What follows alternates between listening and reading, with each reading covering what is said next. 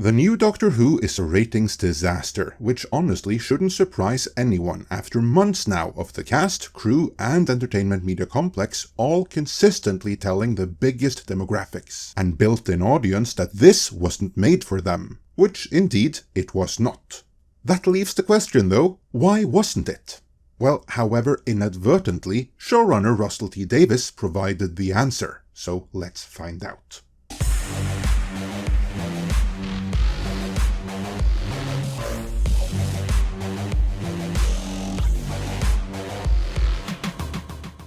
Showrunner Russel T Davies has arguably done well for Doctor Who in the past, during his previous tenure, but it would appear that what he did then was the furthest thing on his mind this time around. If you saw the new episodes and wondered how the hell could this happen, Davies has you covered, and he's about to explain it all.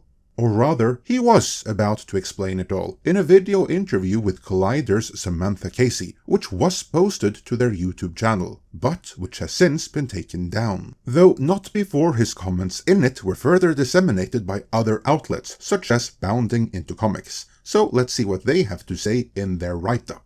At one point making note of how the show just keeps leaning more into queer themes and everything, especially since the specials, Casey eventually asked Davies if he could speak about leaning into that more intentionally, to which the showrunner replied, "It's funny, because to be absolutely honest, it's almost not that deliberate, because that's the life that I lead."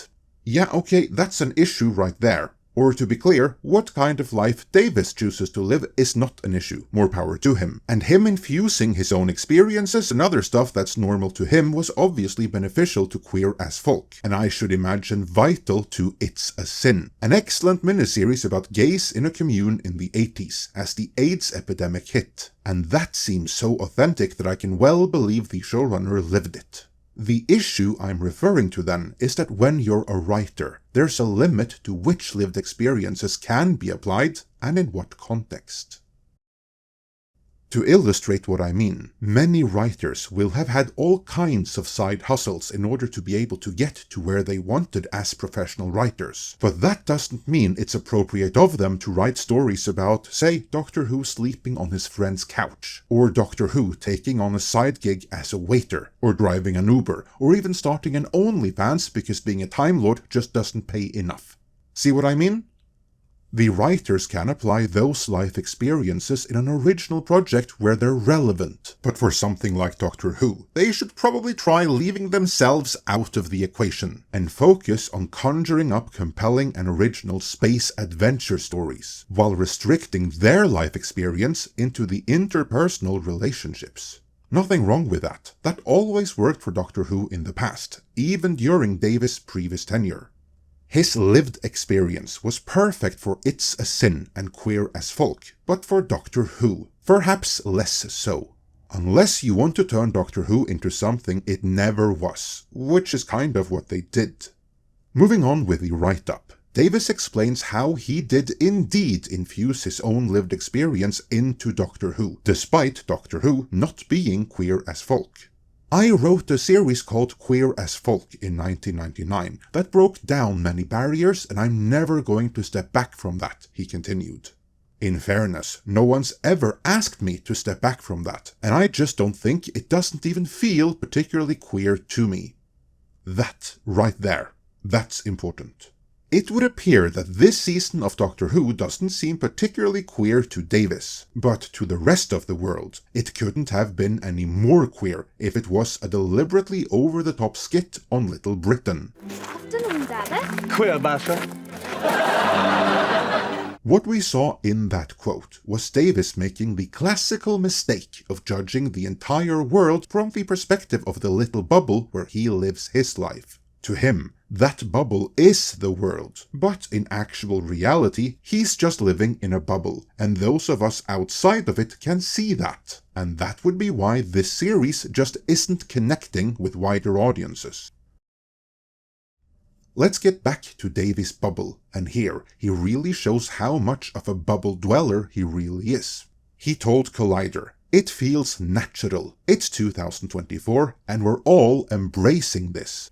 Twitter might kick off, and in dark little corners people might argue, but that's not the real world. The real world is one of acceptance, and with battles to be fought and votes to be gained. So there we have it. The naysayers are just some weirdos in little corners, because in Davies' perception of the real world, everyone is embracing this, so therefore it stands to reason that the new Doctor Who must be a monstrous hit, embraced by all. Except that out here in the actual real world, it's the biggest flop in Doctor Who history.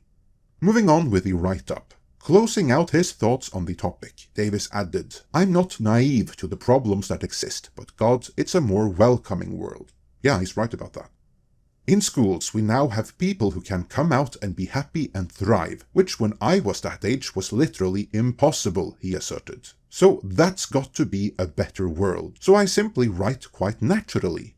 I don't think about it that much. That is my world, and I'm trusted by my bosses to put my world and my writing on screen. And right there, we saw the problem. That the new Doctor Who turned out this way isn't really Davies' fault, because he simply made the series that came natural to him, and which he was told to do by his bosses in the BBC. The real issue here, then, is the higher-ups at the BBC. They were the ones that wanted Doctor Who this way, and Davies merely gave them what they wanted as per his job description. And creatively, that was the problem here, his job description. The BBC either needed to tell Davies to make use of his perception of the world and make them another Queer as Folk, or if indeed they wanted him for Doctor Who, they needed to tell him to leave his world at the door and get back into writing family adventures in space and time.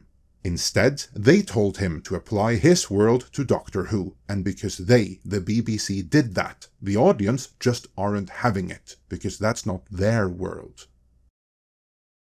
Even if it was the BBC that filled in the job description, it would appear that Davies was only too happy to carry it out, and feels that doing so is something of a public service. Because he also spoke with other publications as well, like Deadline Hollywood, where he was asked about the theme of mental health in the new season. Quote, "The Doctor and Ruby Sunday seem more introspective about their backgrounds, or lack thereof, in this exploration of their identity crises." To which Davies answered, "It's a world now in which the greatest thing we can do is reach out to people and try to help in matters of mental health. To all young people, more so than ever before, we need to reach out to them and say, express yourself and tell us when you're unhappy and actually tell us when you're happy.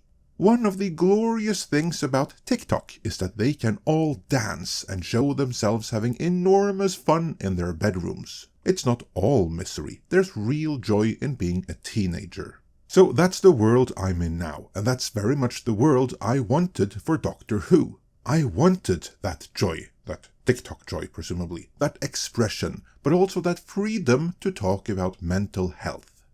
Right, so given the very real issue that a very high percentage of Gen Z has been rendered gender confused, something that TikTok just might have contributed a teeny tiny bit towards, Davies feels that the inclusion and representation on display here will alleviate that and make things better.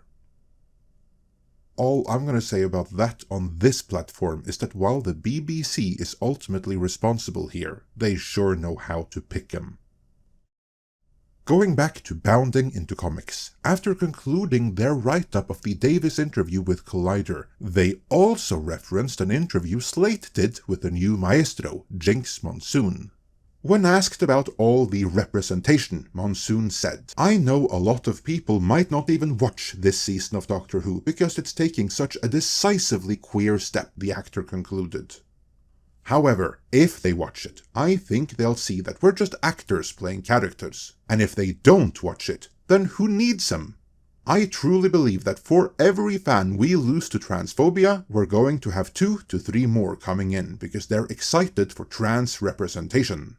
And that comment right there reveals the same mindset that has ruined Hollywood and which is in the process of ruining gaming, namely the delusion that if you just add a metric shit ton of inclusion and add an equal measure of representation, and better yet, get rid of your troublesome old white and straight audience, then massive numbers of modern audiences with cash to burn will feel safe and flock to the scene.